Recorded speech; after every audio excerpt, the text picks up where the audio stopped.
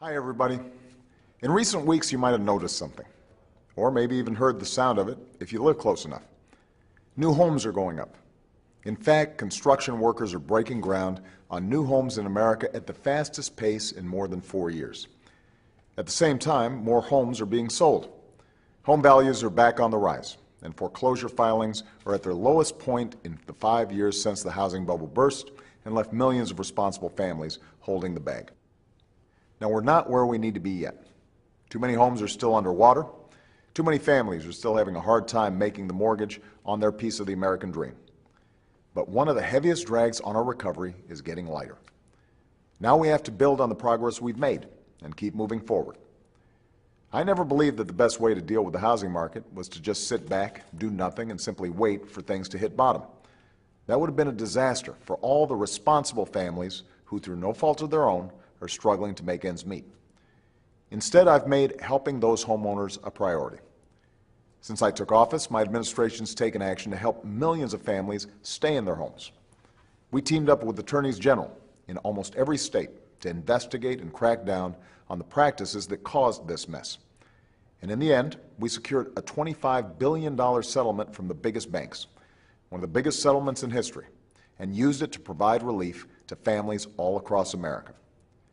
We've taken action to help responsible homeowners refinance their mortgages. As a result, just this year, hundreds of thousands of Americans who were stuck in high-interest loans have been able to take advantage of historically low rates and are saving thousands of dollars every year. And now I want every homeowner in America to have that chance. I just wish it didn't require an act of Congress, but it does.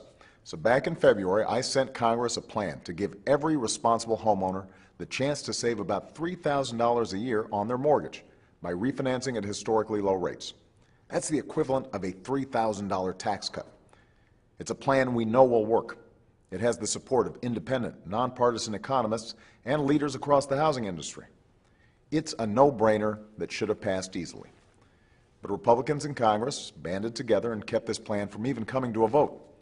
They banded together and prevented millions of Americans, including many of you listening today, from saving $3,000 a year. That's money that could have gone back into the value of your home or your kid's college savings account. That's money that could have gone into your local businesses so they could hire and create more jobs in your town. But Republicans in Congress still won't let that happen. And that's only held back the economy when we should be doing everything we can to accelerate our economic engine. Let's be honest.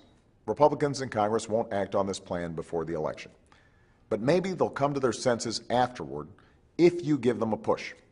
So contact your representative, especially if this plan will help you or somebody you know. Tell him or her that American homeowners have waited long enough. Tell them that it's time for Congress to stop standing in the way of our recovery and start standing up for you. Thanks, and have a great weekend.